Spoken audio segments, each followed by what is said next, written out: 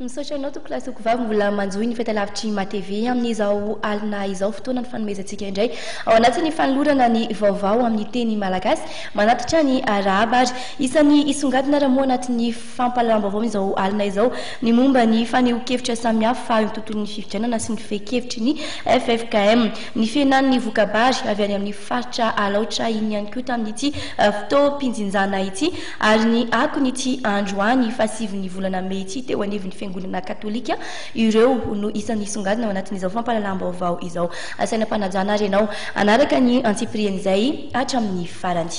ity andro ny 7 Mey ity tokoa moa ny voatondro andro anamarina ny fiakaran'ny Jesosy ny an-danitra ho amin'ity taona ity fotoana lehibe ho an'ny fiangonana katolika ny andro ny fiakarana ka samy nanamarika izany moa tamin'ny alalan'ny lamesa avokoa ireo paroasy maneran-tany ny akon'izay fanamarina izay ary teny amin'ny écart Notre-Dame du Sacré-Cœur ambavadin'ny tafo no entin'ny namana ravaka Andriamanala sy Mamra Samuely amintsika tao anatin'ity fanadihadiana ity. Efapolo andro aty aorianan'ny Pasika no anamarina ny andro ny fiakarana na ny Ascension. Andro manokana ho an'ny mpino katolika ny andro androany izay andro ny fiakarana atsiarovana indrindra ny andro ny akaran'i Jesosy tany an-danitra taoriana ny fitsanganany tamin'ny tamin'ny andro ny Pasika. Ireo fiangonana katolika maneran-tany dia saika manatanteraka lamesa avokoa entina anamarina ity andro ny fiakarana ity ka isan'ny tamin'izany ny teto amin'ny écart Notre-Dame du Sacré-Cœur ambavadin'ny tafo misy ny afatra lehibe omena ny mpino amin'ny fotoana tahaka izao. Ny afatra pitain'ny tompo amintsika amin'ny andro toy izao dia ny fiverenantsika amin'Andriamanitra ary ny fiangonana katolika dia anisany mankalaza izany taona amin'ny finoan'izany amin'ity taona 2024 ity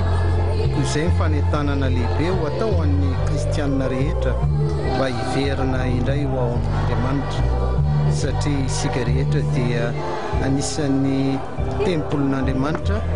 ary manana anjara toerana ao amin'Andriamanitra. Amin'ny fanamarina ny andro ny fiakarana tahaka izao dia misy ny sakramenta ny Eucharistie ka ankizy fito mianadanina atao izany androany raha ny teto anivon'ity ekara ity manokana izany hoe miombina vatana mandra amin'ny Kristy. Ny sakramentan'ny Eucharistie moa dia isan'ny iray amin'ireo sakramenta fito eo anivon'ny fiangonana katolika. Manamarika ny 510 taonany amin'ny teton'ity ihany koa ny écart Notre-Dame du Sacré-Cœur ambavadin'ny tafo ka ny 4 ny volana Mey ho avy izao no ivon'ny fankalazana.